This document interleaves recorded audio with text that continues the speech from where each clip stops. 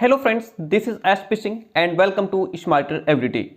BEd की copy लिखते समय ना करें ये गलती। फ्रेंड, बीएड में एग्जाम के दौरान कॉपी लिखते टाइम हमको कौन कौन सी गलतियां नहीं करनी है, उनको हम इन 5 पॉइंट्स के माध्यम से जानेंगे। ये 5 गलतियां होंगी जो आपको इनसे बहुत ही ध्यान से बचना होगा। अगर आप ये मिस्टेक कर देते हैं तो आपकी पूरे साल की मेहनत खराब जाती है। स्टूडेंट्स बहुत मेहनत करते हैं पूरे साल, जितना इंपॉर्टेंट है हमारे लिए पूरे साल पढ़ाई करना, मेहनत करना, दिन रात एक करना, उससे कहीं ज्यादा इंपॉर्टेंट है कि हम एग्जाम में अपनी परफॉर्मेंस किस तरीके से देते हैं, जितना भी हमने पढ़ा उसको किस तरीके से डिलीवर करते हैं, ये बहुत इंपॉर्टेंट होता है। पॉइंट्स पर आज हम फोकस करेंगे कि वो 5 कौन कौन सी गलतियां हैं जो स्टूडेंट्स अक्सर कर देते हैं और उनके मार्क्स डाउन हो जाते हैं। बहुत ही आसान भाषा में आज आपको विद एग्जांपल समझा दूंगा कि ये 5 गलतियां कौन कौन सी हैं जो आपको नहीं करनी है। प्यारे दोस्तों, पहला पॉइंट आपके सामने है आंसर नंबर डालना।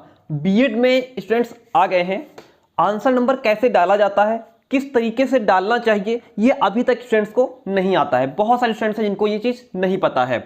देखिए, जब भी आप कॉपी लिख रहे हो तो ध्यान रखिए कि जैसे ये है, यहां से आपकी कॉपी शुरू होती है।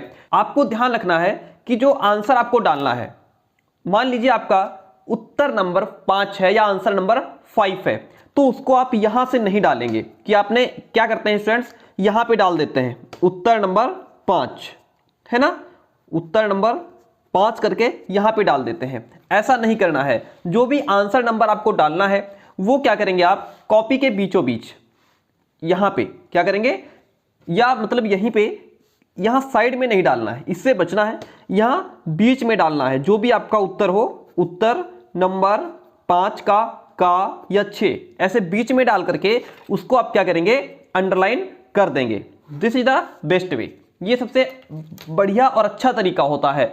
ये इस चीज से बचिए कि यहां लोग साइड में डाल देते हैं, है ना, तो यहां पे नहीं डालना है। जो यहां पे लाइनिंग करते हो आप लोग, या कॉपी बीएड में जो कॉपी होती है उसमें लाइनिंग होती भी है, ऐसे लाइनिंग होती है, और लाइनिंग के इस साइड कोशिश करते हो कि यहां पे आंसर डालें, है ना, उत्तर नंबर 6 या प्रश्न संख्या 6, यहां पे नहीं डालना है। This is the wrong way. सबसे बेस्ट वे क्या है कि आपको जो भी आंसर डालना है वो कॉपी के बीचों बीच डालना है, उसके बाद उसको अंडरलाइन भी कर देना है। नेक्स्ट पॉइंट है सिर्फ कॉपी भरनी है। देखिए, स्टूडेंट्स के दिमाग में ये बहुत बड़ी चीज बैठ जाती है कि सिर्फ कॉपी भरनी है। सिर्फ कॉपी नहीं भरनी है, कॉपी भरनी है। कॉपी भरनी है तो कैसे भरनी है, कॉपी आपको सटीक तरीके से, सही ढंग से, सही मायने में भरनी है। इस बात को ध्यान रखिएगा, सिर्फ कॉपी भरनी है, ये चीज अपने दिमाग से निकाल दीजिए। आपको बताते चलें कि बीएड में क्या होता है कि बहुत सारी यूनिवर्सिटीज हैं, किसी यूनिवर्सिटी में कॉपी 32 पेज की आती है, कहीं कॉपी 25 पेज की आती है, और कहीं 30 पेज की आती है, कहीं 28 पेज की आती है। ऐसा क्यों है? अगर सिर्फ कॉपी ही भरनी हो, या अगर इसका कोई फॉर्मेट नहीं है, तो फिर वो एक ही साइज की कॉपी दे दें, सबको 30 पेज, हर यूनिवर्सिटी में कॉपी 30 पेज की हो। लेकिन नहीं, जहां से भी कॉपी आती है वो लोग ये देखते हैं कि जिस यूनिवर्सिटी के लिए कॉपी जा रही है वहां पेपर का फॉर्मेट क्या है, कितने लॉन्ग आएंगे, कितने नंबर का क्वेश्चन होगा, कितने शॉर्ट आएंगे, कितने नंबर का क्वेश्चन होगा, और लॉन्ग कितने पेज में लिखा जाएगा, शॉर्ट कितने पेज में लिखा जाएगा, उसके हिसाब से वो कॉपी तैयार करते हैं। उनके अकॉर्डिंग कॉपी आपकी बिल्कुल सही आती है, सटीक आती है कि कितने पेज में आपका जो आंसर राइटिंग है वो सही होगा। उदाहरण के तौर पर मैं आपको बता दूं कि जैसे जो कानपुर यूनिवर्सिटी है वहां कॉपी 32 पेज की आती है। अभी तो थोड़ा सिस्टम चेंज हो गया फर्स्ट सेमेस्टर वालों का, लेकिन सेकेंड ईयर वालों का वही पुराना सिस्टम रहेगा। यहां कॉपी 32 पेज की आती है, 8 क्वेश्चन आपके 4 नंबर के होते हैं, 4 क्वेश्चन आपके 12 नंबर के होते हैं, कॉपी होती है 32 पेज की।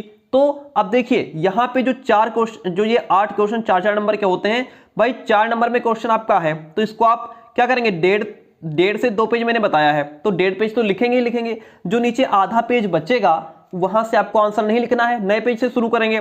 तो यानी कि 8 जो क्वेश्चन है वो आपको, एक क्वेश्चन आपके 2 पेज लेकर के जाएगा। जब 8 क्वेश्चन 2 पेज ले जाएगा तो 16 पेज तो ये हो गए।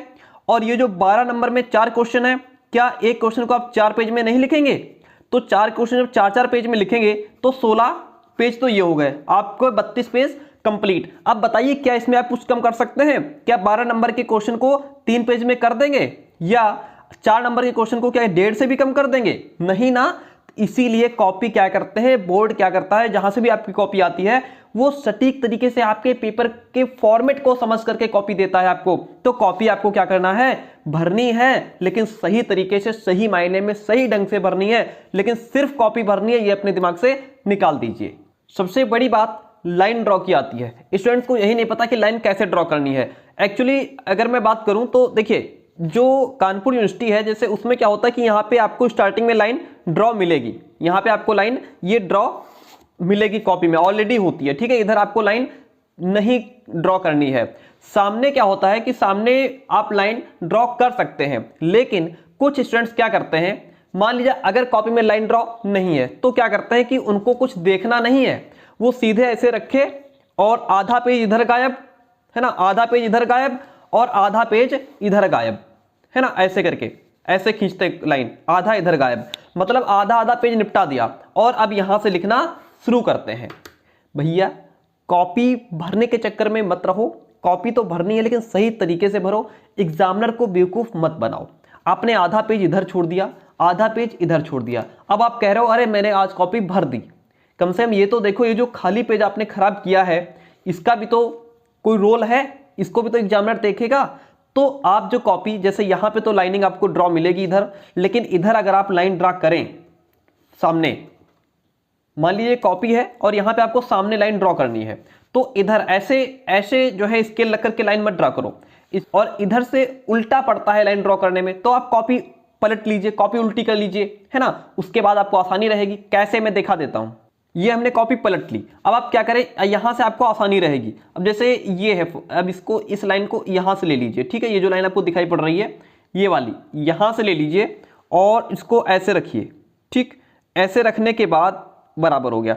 अब आप इधर से आराम से लाइन ड्रॉ कर सकते हैं आसानी से, है ना। तो इधर कम छोड़िए, इधर कम से कम छोड़ने का प्रयास करें, और ना लाइन ड्रॉ करें तब भी कोई बात नहीं, लेकिन अगर लाइन ड्रॉ करेंगे तो थोड़ा ठीक लगता है, अच्छा लगता है।